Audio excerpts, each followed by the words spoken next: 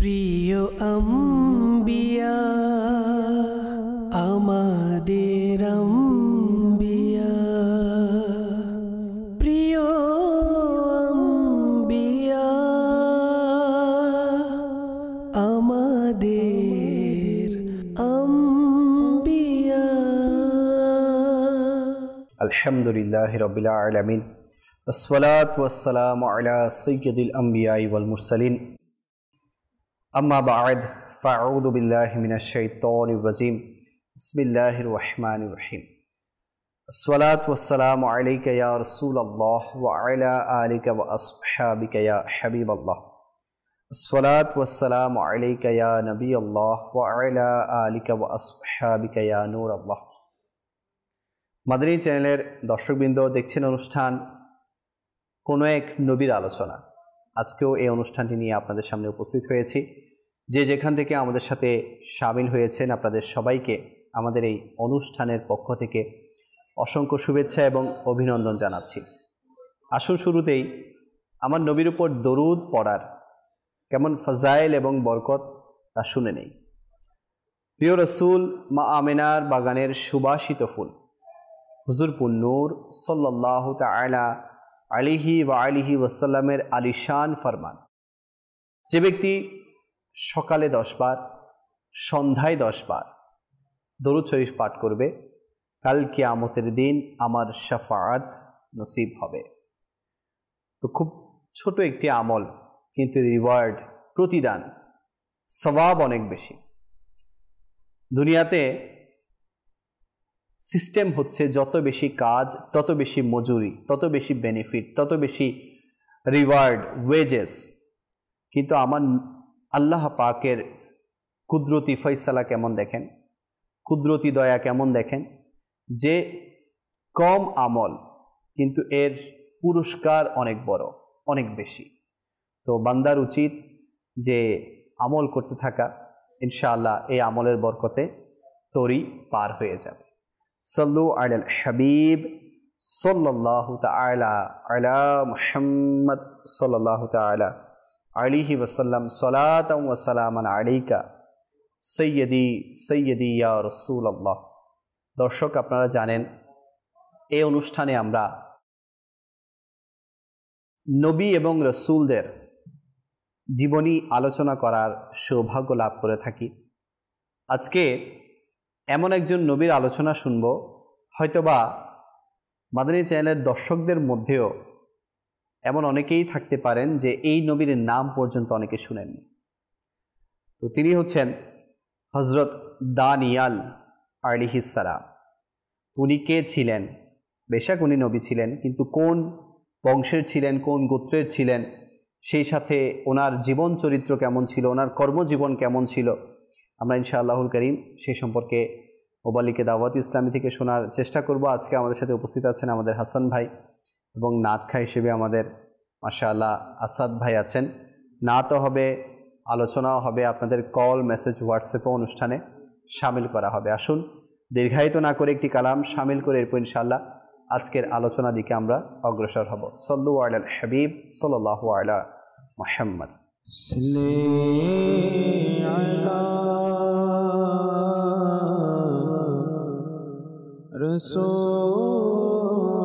রসূলিনা সাল্লি আলা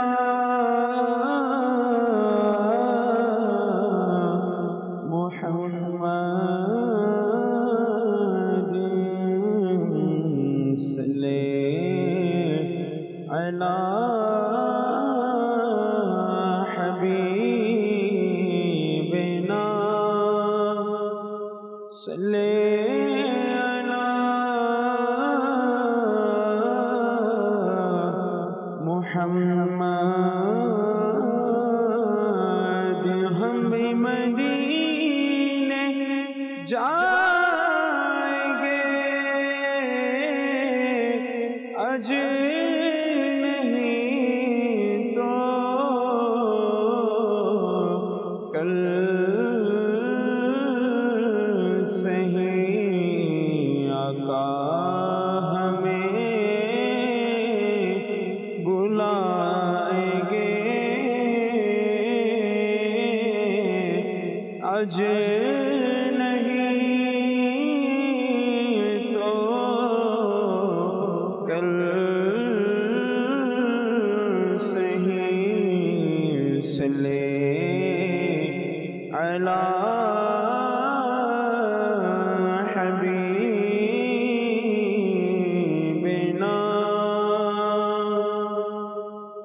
सल्ले अला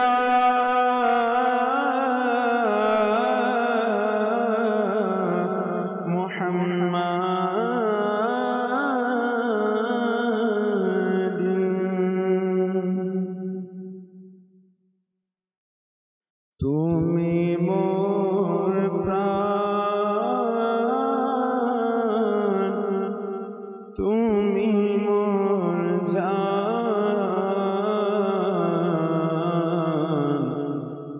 ওগো প্রিয় নবী। তুমি মোর প্রাণ, তুমি মোর জান, ওগো প্রিয় নবী।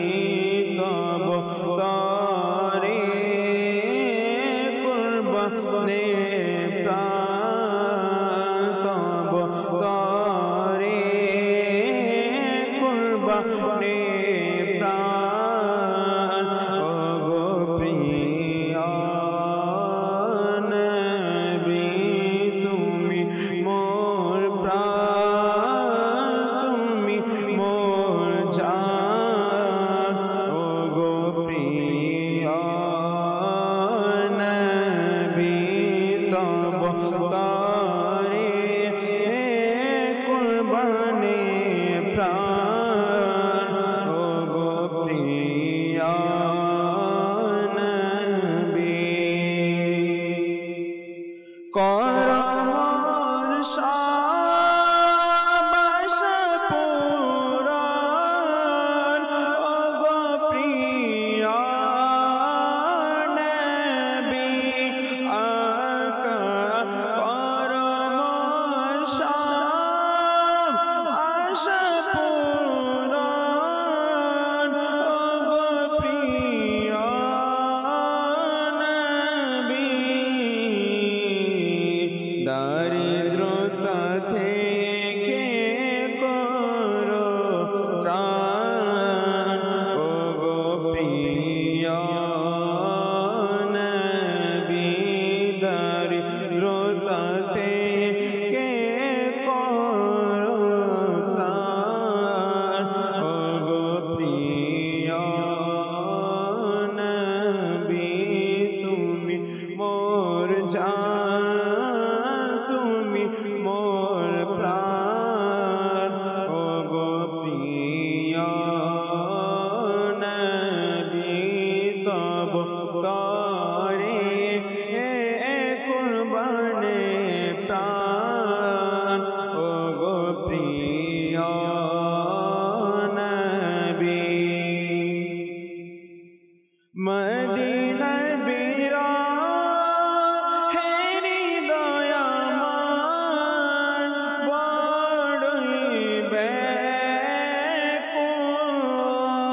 আকা। মদিনার বীরা হে হৃদয় আমার, বড়ই ব্যাকুল।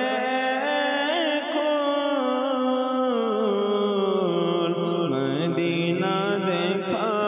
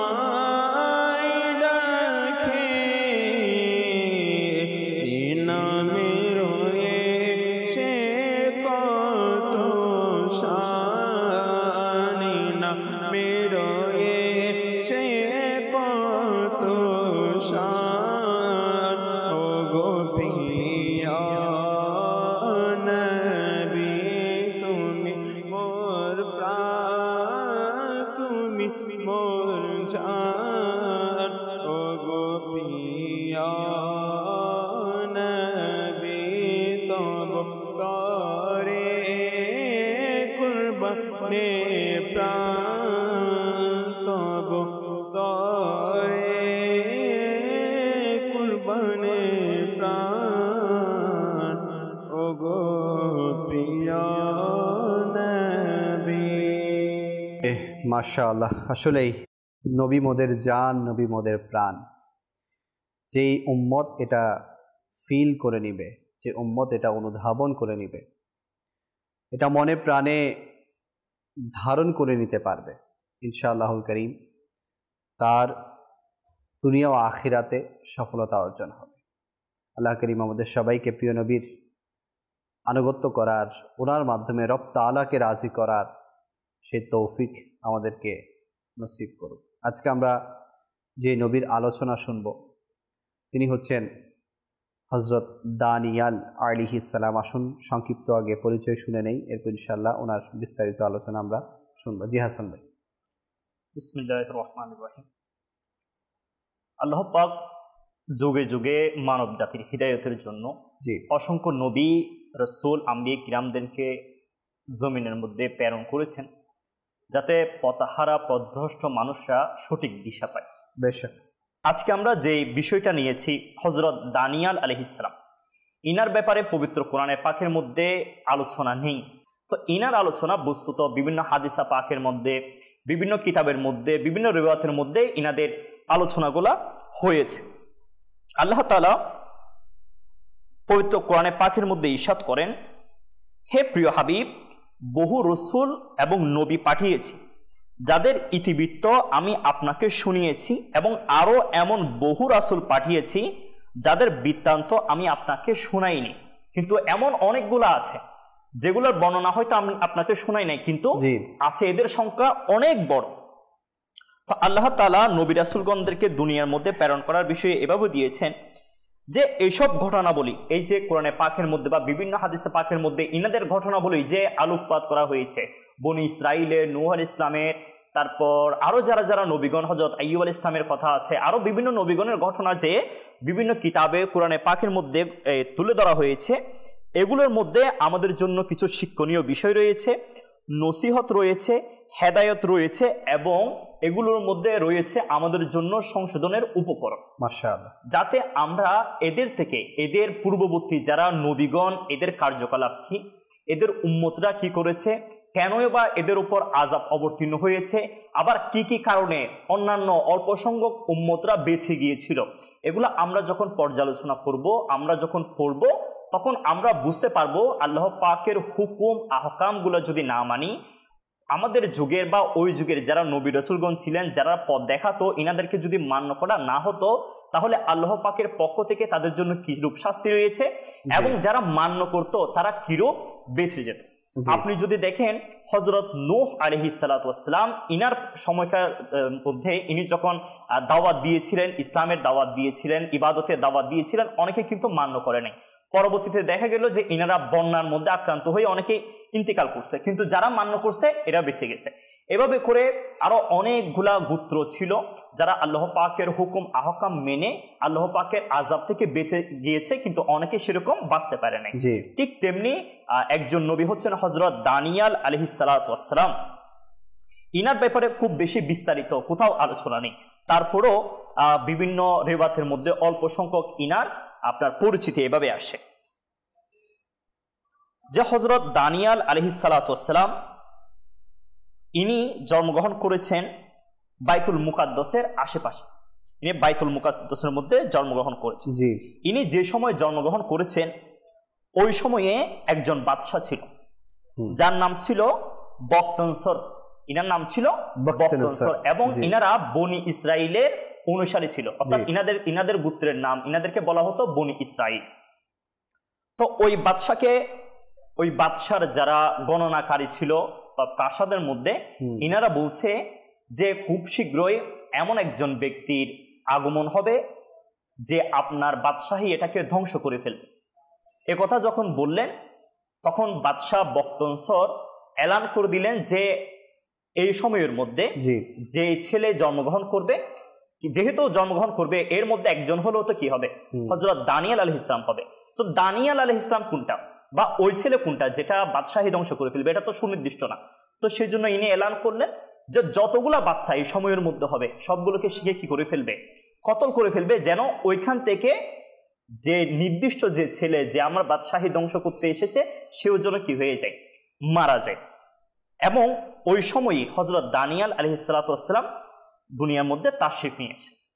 এবং পূর্বের যে এলান ছিল সে এলান অনুসারে সৈন্যরা ওই সময়ে যতগুলা বাচ্চা জন্মগ্রহণ করছে সবাইকে নিয়ে আসে।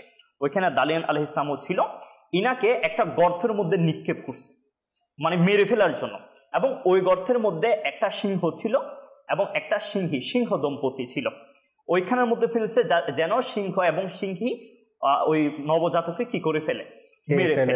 এবং এখানে ফেলে দিয়ে এরা চলে গেল। কিছুক্ষণ পরে এরা যখন আবার আসে, এসে দেখতেছে যে ওই বাচ্চার কোনো ক্ষতি সেখানে হয় নাই। এবং অদ্ভুত বিষয় হচ্ছে যে কি, ওই যে সিংহ এবং সিংহী যেগুলা ছিল তারা ওই বাচ্চার শরীর লেলন করছে, ছেটে আদর করছে, খুবই সুন্দরভাবে আদর করছে, তার কোনো ক্ষতি করছে না। এটা হযরত দানিয়েল আলাইহিস সালাতু ওয়াস সালামের আম্মাজান দেখলেন। এভাবে করে ওই বিপদ থেকে হযরত দানিয়েল আলাইহিস সালাতু ওয়াস সালাম বেঁচে গেলেন। ছোট থেকে মুজিজার প্রকাশ হচ্ছিল, ছোট থেকে মুজিজার প্রকাশ পেতে লাগলেন। আচ্ছা, এই ঘটনাটা হযরত দানিয়েল আলাইহিস সালাতু ওয়াস সালাম যখন একটু বড় হলেন, তিনি নিজে একটা সুন্দর করে নকশা করে ইনার যে পরিহিত যে আংটি ছিল, আংটির মধ্যে সেটা কি করে রাখছে, নকশা করে রাখছে। নকশার মধ্যে ছিল দুইটা সিংহ একটা নবজাতকের শরীর কি করছে, লেপন করছে বা চেটে নিচ্ছে। এটা ইনি সুন্দর করে ছবি একে ইনার আংটির মধ্যে রাখছে, এই জন্য যেন পরবর্তীতে সময়ে ইনি এই যে আল্লাহ পাক ইনার উপর দয়া করছে, আল্লাহ পাকের নিয়ামতের যে শুকরিয়া জ্ঞাপনার্থে ইনি সুন্দর করে নকশাটা ইনার আংটির মধ্যে বানায় রাখছে। মাশাআল্লাহ, মাশাআল্লাহ। তো আমাদের চ্যানেলের দর্শকবৃন্দ, আপনারা দেখলেন যে একজন আল্লাহ পাকের নেক বান্দা, আল্লাহ পাকের নবী, ইনার কেমন শান শওকত। আমরা তো আমার নবী করিম সাল্লাল্লাহু আলাইহি ওয়াসাল্লামের অনেক মুজিজা শুনে থাকি। প্রত্যেক নবীকে বিভিন্ন মুজিজা দান করা হয়েছে। আমরা যদি ধরে নেই যে দানিয়েল আলাইহিস সালাম, ওনাকে শত্রু কোথায়, গর্তের মধ্যে ফেলে দিয়েছে, কিন্তু আল্লাহ পাকের কুদরতি ক্ষমতা দেখুন। দানিয়েল আলাইহিস সালামের শিশু অবস্থায় মুজিজা দেখুন যে ওনাকে মেরে ফেলার জন্য, হত্যা করার জন্য ফেলা হয়েছে, কিন্তু ওনার মুজিজা দ্বারা ওই সিংহ এবং সিংহী বা ওই দম্পতি ওনাকে সেভ করে ফেলেছে, ওনাকে আঁচড় পর্যন্ত আসতে দেয়নি। এরাই হচ্ছে আল্লাহ পাকের নেক বান্দা। আল্লাহ পাক প্রত্যেক নবীদেরকে, প্রত্যেক রসুলদেরকে একেবারে পরখ করে করে নির্বাচন করেছেন, হ্যাঁ, যাদের মাধ্যমে আল্লাহ পাকের একত্ববাদের দাওয়াত চারিদিকে ছড়িয়ে পড়েছে। তো এই জন্যই আল্লাহ পাকের নেক বান্দাদের সাথে, বিশেষ করে আল্লাহ পাকের ওলিদের সাথে, আল্লাহ পাকের নবীদের সাথে, রসুলদের সাথে বেয়াদবি করা এটা কখনোই কাম্য না।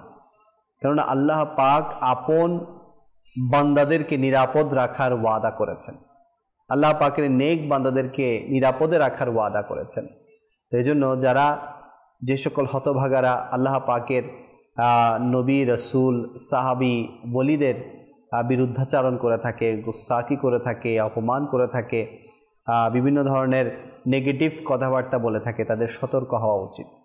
পূর্বের এই যে ঘটনাগুলো আমরা শুনছি যে ওনাদেরকে শিশু অবস্থায় কষ্ট দেওয়ার জন্য বিভিন্ন শত্রুরা চেষ্টা করেছে, কিন্তু আল্লাহ পাক নিরাপদ করেছেন। আল্লাহ পাক যাদেরকে নিরাপদে রাখেন তাদেরকে কোনো শক্তি নেই তাদেরকে ক্ষতি পৌঁছানোর।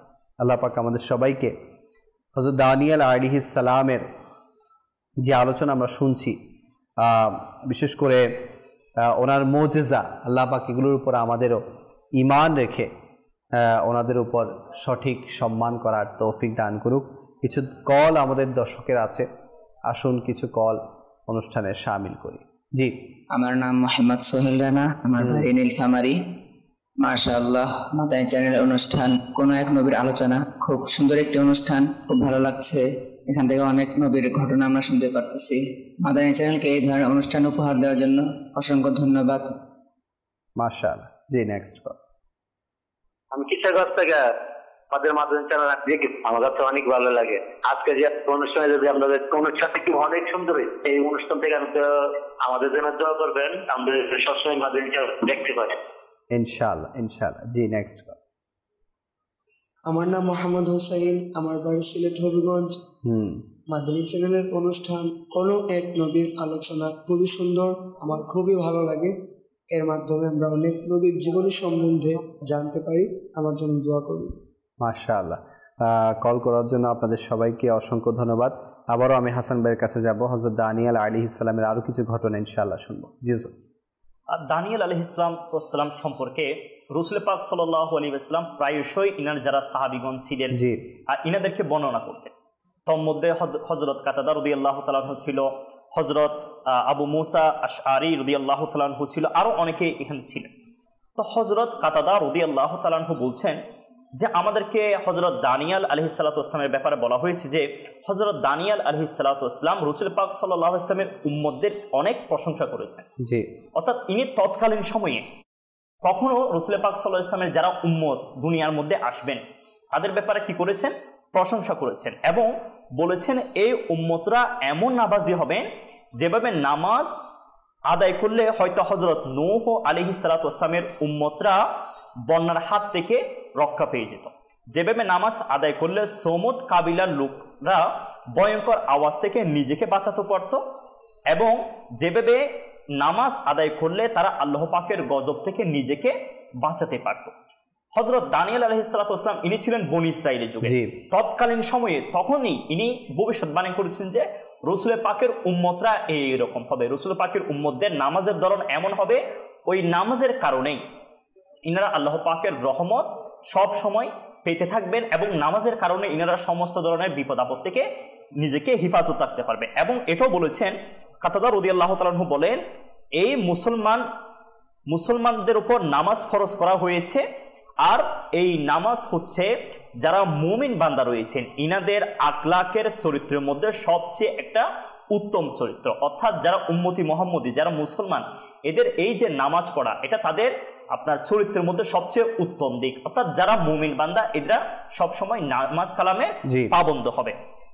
এটাও ইনি কি করেছেন হযরত দানিয়েল আলাইহিস সালাতু ওয়াস সালাম পূর্বে বলেছেন। আচ্ছা, এরপরে যখন বক্তনসর যে বাদশাহ ছিল এ বাইতুল মুকাদ্দাস ধ্বংস করার পর বাবেল শহরে ফিরে আসলো, কিছুদিন পর সে একটা বিস্ময়কর স্বপ্ন দেখলো। ইতিমধ্যে হযরত দানিয়েল আলাইহিস সালাম তো বেঁচে গিয়েছেন আপনার সিংহের কবল থেকে, ইনি আস্তে আস্তে বড় হচ্ছেন।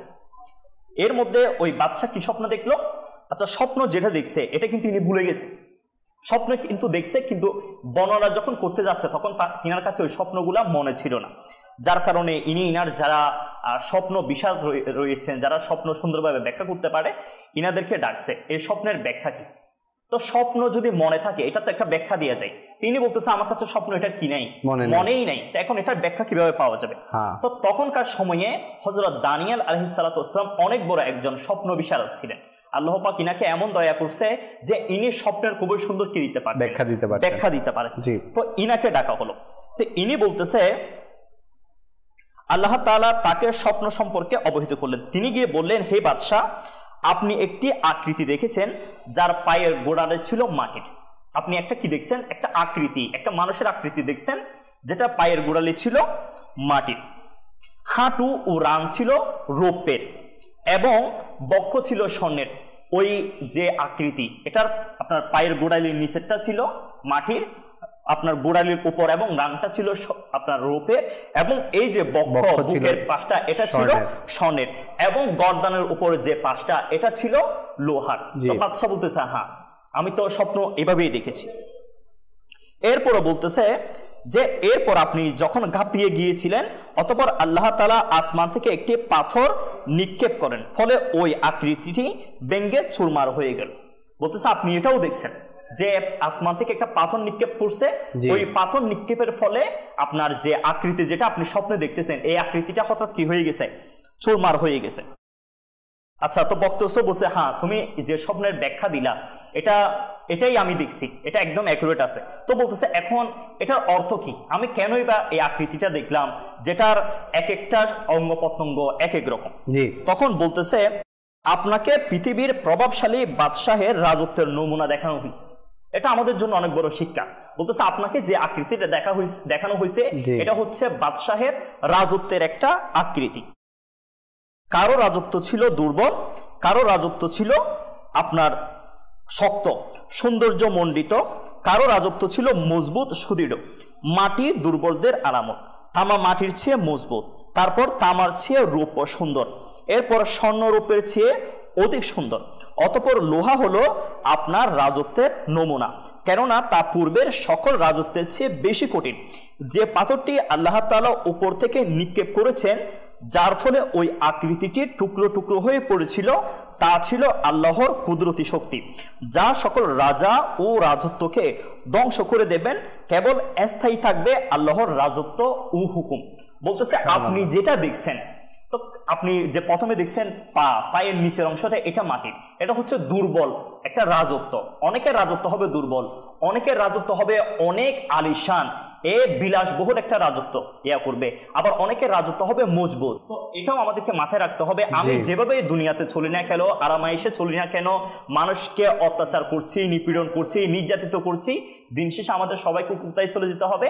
আল্লাহ তাআলার দিকে ফিরে যেতে হবে। যার কারণে আমাদেরকে এমন আমল করা উচিত যাতে আমরা আল্লাহ তাআলার দিকে সুন্দরভাবে উপস্থিত হতে পারবো এবং আমরা আমাদের কৃতকর্মের ফল যেন সুন্দরভাবে পেয়ে যাই। বেশক মাদানী চ্যানেলের দর্শকবৃন্দ এর জন্যই শায়ের খুব সুন্দর বলেন, জগা জি লাগানে কি দুনিয়া নেহি হ্যায়, জগা জি লাগানে কি দুনিয়া নেহি হ্যায়, ये इबरत की जा है तमाशा नहीं है।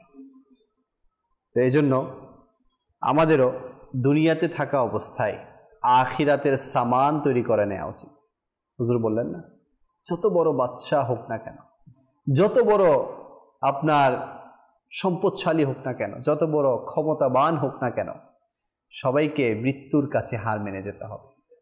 তো এই জন্য যার যেমন পাওয়ার থাকুক কোনো সমস্যা নেই, আপনি আপনার পাওয়ার, শক্তি, সামর্থ্য, সুস্থতা সব রব তাআলার দরবারে সঁপে দিন, রব তাআলার কাছে সঁপে দিন। ইনশাআল্লাহ এর ফায়দা, এর ফসল আমি আপনি কাল কিয়ামতের দিন পাব।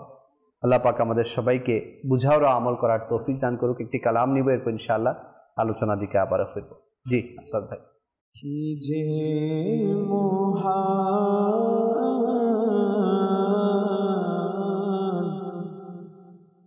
তোমার দরবার রসূলে আরবি খিজে মহান, তোমার দরবার রসূলে আরবি, তোমার দরবার দয়ার ভান্ডার, তোমার দরবার দয়ার ভান্ডার রসূলে আরবি কি যে মহান, তোমার দরবার রসূলে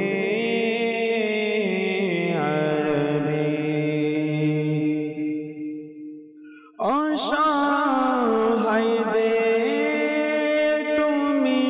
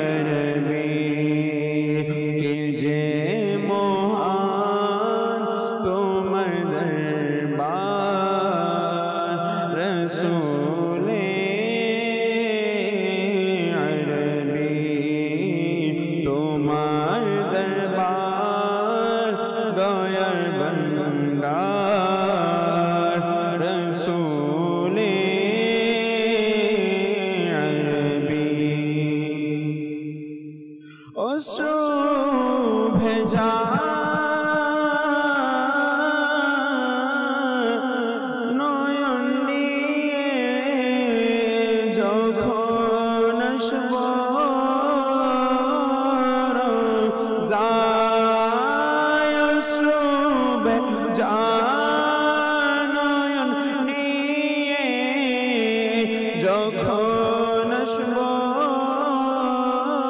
রোজায় দিও মোরে তোমার দিদার দিও মোরে তোমার দিদার রসূলে আরবি কি যে মহান তোমার দরবার রসূলে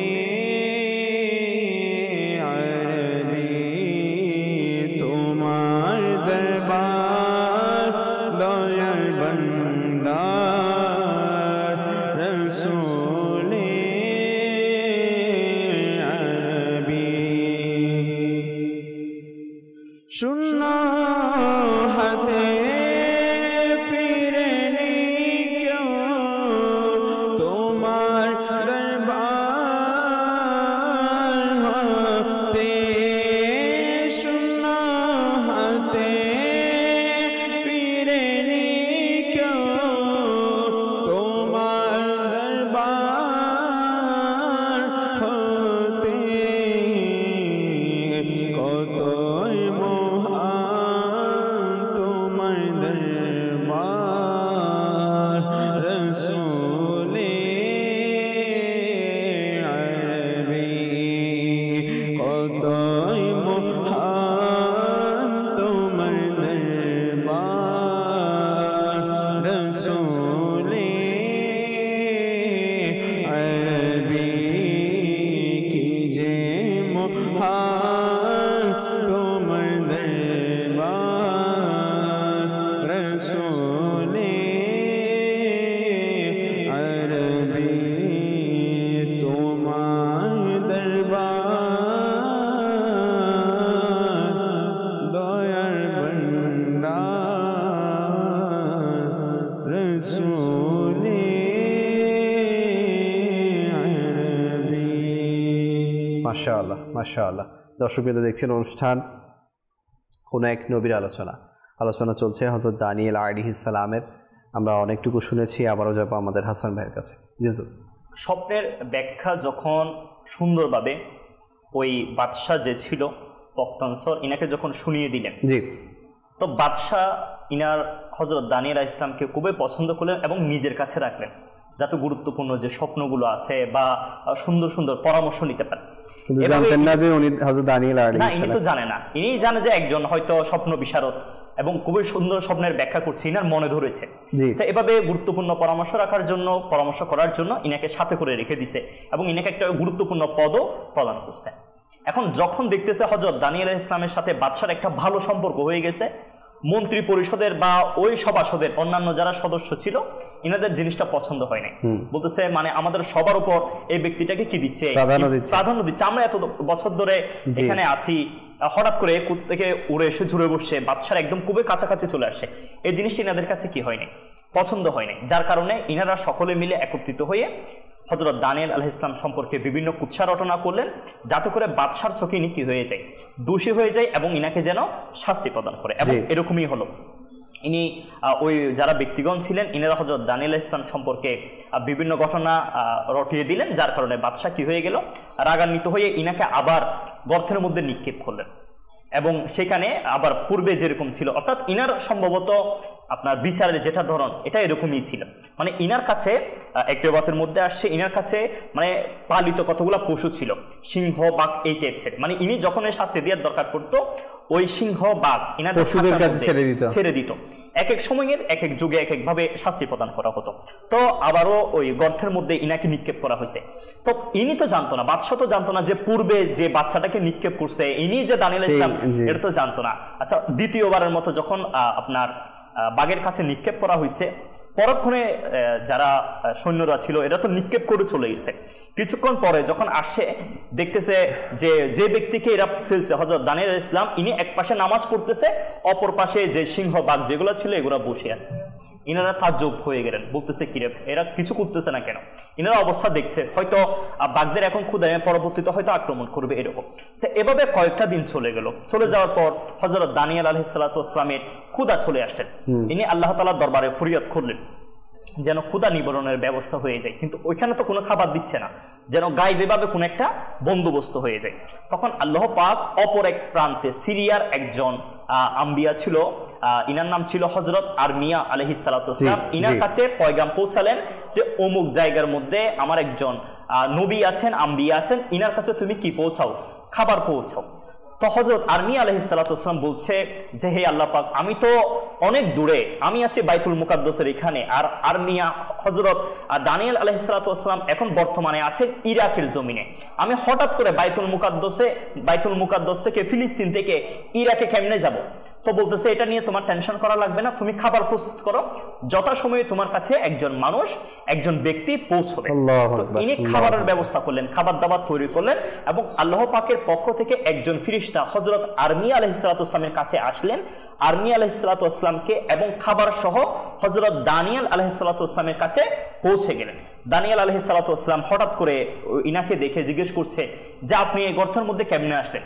বলছে আমাকে তোমার রব তাআলা আমাকে এখানে খাবার নিয়ে পাঠিয়েছে যেন তোমার কি হয়ে যায়, ক্ষুধা নিবারণ হয়ে যায়। এই দৃশ্য দেখে ইনি আল্লাহ পাকের শুকরিয়া জ্ঞাপন করেছেন, এইভাবে একটা দোয়া করেছেন যেটার বঙ্গানুবাদ হচ্ছে এরকম: সমস্ত প্রশংসা আল্লাহর জন্য যিনি নেক কাজের উত্তম প্রতিদান দান করেন, সমস্ত প্রশংসা আল্লাহর জন্য যিনি ধৈর্যের প্রতিদান জান্নাত দিয়ে প্রদান করে থাকেন। তো আম্বিয়া কিরামগণ যারা আছেন, ইনাদের যখনই কোনো বিপদ আপদ হতো দেখা যেত আল্লাহ পাকের পক্ষ থেকে ইনাদের জন্য সাহায্য চলে আসতো। আর একটা বড় বিষয় হচ্ছে ধৈর্য ধারণ। এই যে এত বড় একটা বিপদ, তারপরেও ইনি কিন্তু মায়ুস হন নাই, ইনি আল্লাহ পাকের উপর ধৈর্য ধারণ করেছেন। কিতাবের মধ্যে আসছে যে একবার হযরত আইয়ুব আলা নবীনা আলাইহিস সালাতু ওয়াস সালামের অনেক বড় অসুখ হয়ে গিয়েছে। ওই সময়ে ইনার যারা সন্তান সন্ততি ছিল ইনারা সকলে মারা গেছে এট এ টাইম। ইনার যে আপনার ক্ষেত খামার ছিল সব নষ্ট হয়ে গেছে, ইনার আপনার গবাদি পশু যেগুলো ছিল এগুলো মারা গেছে। একজন ব্যক্তির উপর যখন হঠাৎ করে এতগুলা বিপদ চলে আসে, মানুষ হতভম্ব হয়ে যায়, কি করবে না বুঝে আসে না, ধৈর্য হারা হয়ে যায়। কিন্তু হযরত আইয়ুব আলাইহিস সালাতু ওয়াস সালাম একজন এমন আল্লাহ তাআলার পয়গম্বর ছিলেন, ইনি এত বিপর্যয়ের পরও নিজেকে ধৈর্য ধারণ করেছেন এবং আরো বেশি আল্লাহ তাআলার ইবাদত বন্দেগী করেছেন।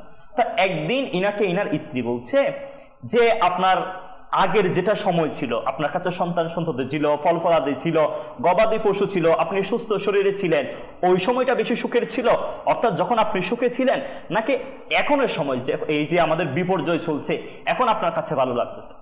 তো বলতেছে আমার কাছে এখনের সময়টা ভালো লাগতেছে। বলতেছে এখনের সময়টা ভালো লাগতেছে কেন, কোন দৃষ্টিতে?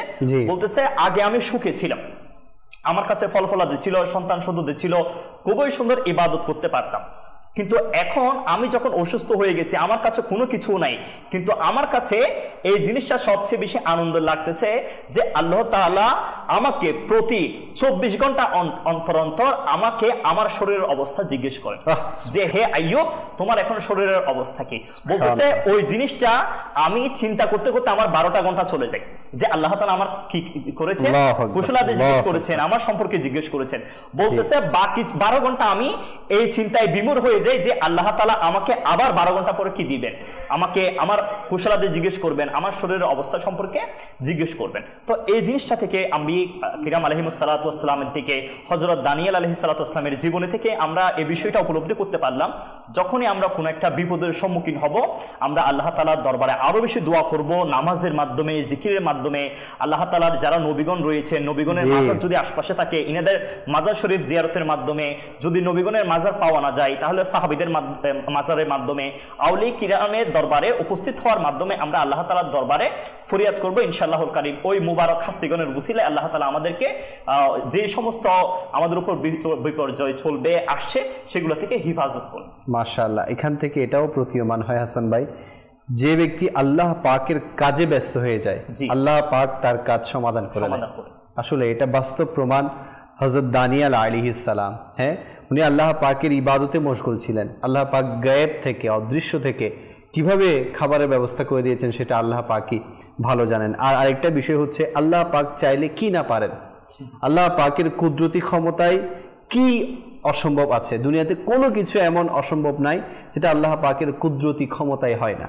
আল্লাহ পাক দেখুন, এক নবীকে আরেক নবীর মাধ্যমে, ওই নবীও যখন আল্লাহ পাকের কাছে ফরিয়াদ করলো যে কিভাবে খাবার পৌঁছাবো, আমি তো দূরে আছি, তো আল্লাহ পাক সেটারও ব্যবস্থা করে দিলেন।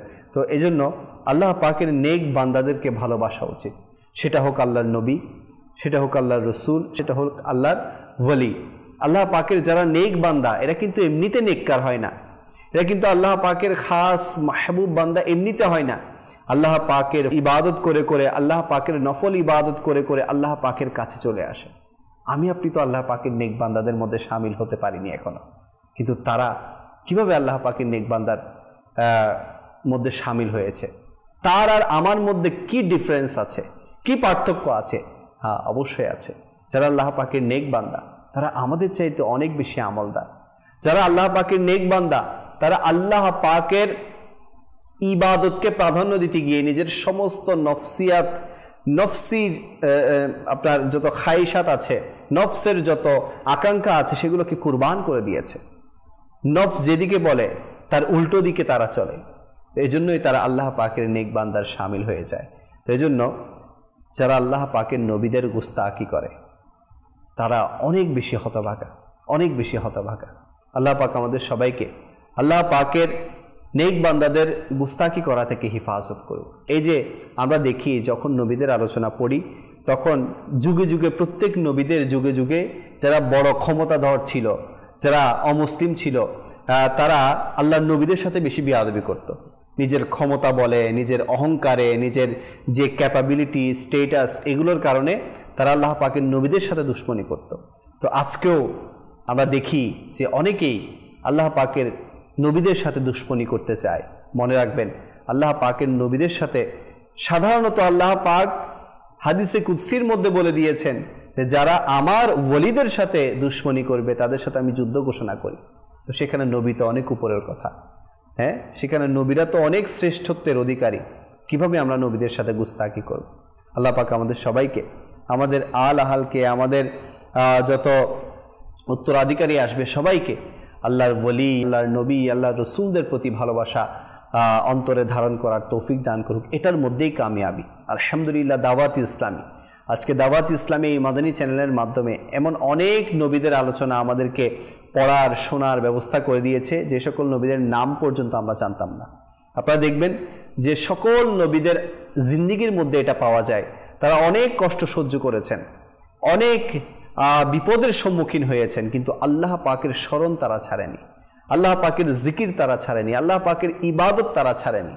এটা আমাদের জন্য অনেক বড় শিক্ষা যে আমরাও যত বিপদের মধ্যে থাকি না কেন, যত কষ্টের মধ্যে থাকি না কেন, আল্লাহ পাকের ইবাদত, বিশেষ করে 5 ওয়াক্ত নামাজ, এটা আমাদের ছুটা উচিত না, এটা থেকে দূরে থাকা আমাদের উচিত না। আজ মুসলমান এমন হতভাগা যে দুনিয়ার সমস্ত কিছু করার টাইম থাকবে। আপনি দেখুন না, রাত 1টা 2টা 3টা পর্যন্ত জেগে থাকার টাইম থাকে, কিন্তু ইশারের নামাজটুকু পড়ে ঘুমানোর তার সময় নাই, উঠে ফজরের নামাজটুকু পড়ার তার সময় নেই। বাকি 3 ওয়াক্ত তো চলেই যায় আড্ডা, এরপর ঘোরাঘুরি, ব্যস্ততার মধ্যে। তো আল্লাহ পাক যিনি আমাকে প্রতিনিয়ত রিজিক দিচ্ছেন, নিয়ামত দিচ্ছেন, আমরা কেন তার ইবাদত করি না? কেন তার ইবাদত থেকে দূরে থাকি? আপনি দেখুন না, যদি কোনো শ্রমিক কাজ না করে তাহলে মালিক কিন্তু তাকে বসে বসে খাওয়ায় না, তাকে কিন্তু কখনোই বেতন দেয় না, তার পরিশ্রমের কারণেই তাকে বেতন দেয়া হয়। কিন্তু আল্লাহ পাক কেমন দয়ালু দেখেন, আমরা তার প্রধান যে কাজ, তার ইবাদত করা, সেটা তো করছিই না, উল্টো আল্লাহ এর উপর আমাদেরকে নিয়ামত দিয়ে যাচ্ছে, নিয়ামত দিয়ে যাচ্ছে। যদি এমন হতো যে নামাজ না পড়লে নিয়ামত পাবে না, নামাজ না পড়লে খাবার পাবে না, নামাজ না পড়লে অমুক যে প্রয়োজনীয় জিনিসগুলো আছে সেগুলো পাওয়া যাবে না, তাহলে আমাদের কি অবস্থা হতো? আল্লাহ এর উপরও দয়া করছে, আল্লাহ সুযোগ দিচ্ছে আমাদেরকে যে বান্দা যাতে আল্লাহর দিকে চলে আসে, আল্লাহর দিকে প্রত্যাবর্তন করে। তো প্রিয় ইসলামী ভাইরা, মাদানী চ্যানেলের দর্শকবৃন্দ, আমি অনুরোধ করব, আসুন আমরা নিয়ত করি ইনশাআল্লাহুল কারীম আমরা আজ থেকে 5 ওয়াক্ত নামাজ যথাসময়ে আদায় করব ইনশাআল্লাহ। নিজের পরিবার বর্গ যারা আছে তাদেরকেও নামাজের তাগিদ দেব ইনশাআল্লাহ। যত নেক কাজ আছে, সত্য বলা, মুসলমানের হক আদায় করা, মা বাবার খিদমত করা, নবী রাসূলদের প্রতি ভালোবাসা স্থাপন করা, এরপর দরুদে পাক পড়া, জিকির করা, আল্লাহ পাকের নেক বান্দাদের আলোচনা শোনা, এগুলোর মধ্যে ইনশাআল্লাহ নিজেকে ব্যস্ত রাখবো, নিজের পরিবারবর্গকে ব্যস্ত রাখবো। এর জন্য অতি উত্তম একটি মাধ্যম হচ্ছে দাওয়াত ইসলামী। আপনারা দেখছেন যে দাওয়াত ইসলামের কি কি খিদমত আজকে পুরো বিশ্বের মধ্যে ছড়িয়ে ছিটিয়ে আছে। আমি আপনাদেরকে অনুরোধ করব, নিজেও দাওয়াত ইসলামীর সাথে সম্পৃক্ত হন, নিজের পরিবারবর্গকেও দাওয়াত ইসলামীর সাথে সম্পৃক্ত করান। আজকে এতটুকুই। ইনশাআল্লাহুল করিম আগামী পর্বে, আগামী অনুষ্ঠানে অন্য একজন আল্লাহর নবীর আলোচনা নিয়ে আমরা হাজির হওয়ার চেষ্টা করব। আপনাদের সুস্থতা কামনা করে এখানেই শেষ করছি। সাল্লু আলাল হাবিব সাল্লাল্লাহু তাআলা আলা মুহাম্মদ সাল্লাল্লাহু আলাইহি ওয়াসাল্লাম। প্রিয় আম্বিয়া আমাদের